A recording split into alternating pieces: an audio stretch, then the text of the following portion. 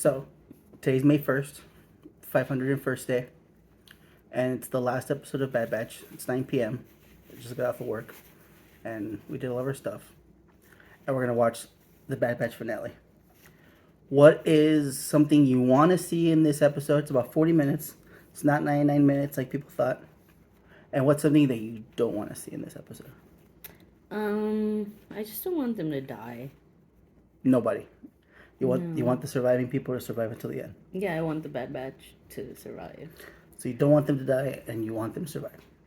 It's the same thing. Or is there something else that you do want and don't want? I mean, ideally they would have like a happy ending, but as long as I don't want them to die. I don't want them to get like captured. I've been able to stay off of Instagram and Twitter all day, so I don't know anything about today's episode. What I don't want to see, I don't want anything to do with Tech is the CX clone, the special ops clone. Oh yeah. I don't want to waste any time on. You don't want them to Bucky him? Yeah, I don't want any of that. From the beginning, I wanted Tech to stay dead because that was such a good sacrifice. I didn't want them to ruin it by bringing him back as some, RoboCop. I don't want anything to do with Sid. So, I hope so I don't want her to be the cavalry that comes and helps them or anything like that. I don't think she will. She's a backstabber. Let her be a backstabber. I feel like from the beginning, I think that Wrecker is. If anyone dies, it's going to be Wrecker.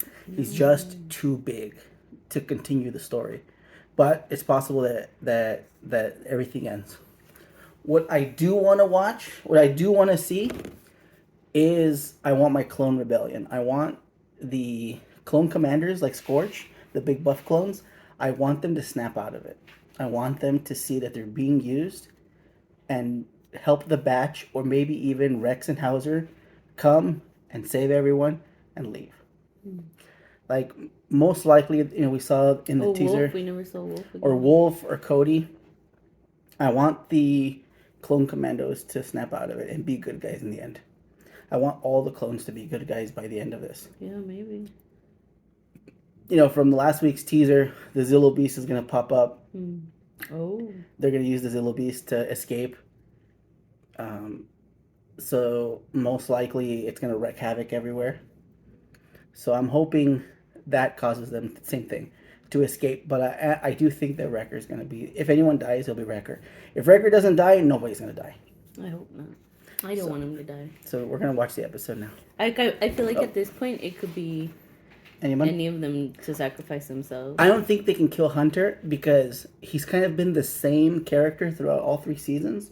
He hasn't had any real character development. His development is the father figure, the stoic leader, like he is the unbreakable rock, Which would make it extra painful. It would, but I don't think we've connected to Hunter enough for it to feel sad for him to die. Oh.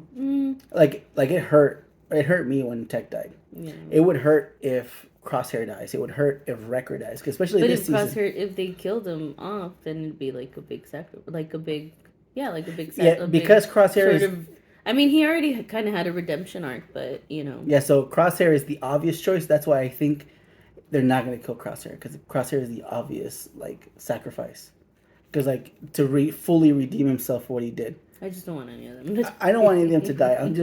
I think it's going to be Wrecker. I think that's going to be the surprise. He doesn't make it, because he has that new slash across his chest. When they're on the raid on Pabu, he was out during the fight after they blew up the Marauder. I think they're kind of letting us know that he's just too big. No, I don't want him to die. So we're going to watch the episode, and then we'll do a little recap of how we feel at the end of it. So we just finished the Bad Batch. We watched X-Men afterwards just to get it out of the way. You got your happy ending.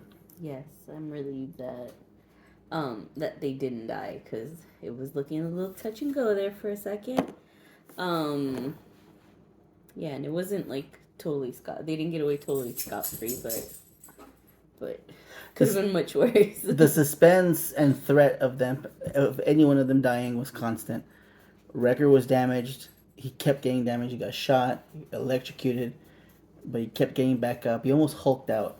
And then Echo getting stabbed Yeah, in the back. yeah, he got stabbed with the little daggers Yeah. right through the plastoid armor, the stormtrooper armor, and Crosshair lost his hand, his trigger hand, which was hardcore. Mm-hmm. This episode was, I think it was a lot. There was a lot of satisfying moments. Nala Se blowing up Rampart was really like, yeah. Like I think we both like flipped off the TV. Well, at least I did. I was just like, yes, kill him. Yeah, that was really good. And then Hemla. Omega with her little tool, her little spudger, her metal spudger, does everything. Yeah. She was able to stab him, and Crosshair got in that lucky shot at the end. He believed in himself. He got out of his head. Yeah. And then just lit him up. Yeah. Just lit him up, and he flew. I thought they were gonna do something lame, like have the Zillo Beast eat him, but it was much more satisfying to see him get lit up. Yeah, the whole thing with the Zillo Beast was pretty. Those moments were funny. It was fun, but it was quick though. They used the Zillo Beast. The guys being proud of her. Yeah, Echo being that was really good. I really liked that. The guys just Echo or Omega. Yeah, Omega. That was really good. Yeah. I think it was really clever of Omega following the Zillo Beast out and them trying to follow the path of destruction back in to beat up, and it worked for Echo. I think it just shows that she's learned from them. Like they taught her well. And Echo said it's exactly what I would have done. And so I did not get my Clone Rebellion. Sort of. I mean. Well, the good clones were still good. Yeah.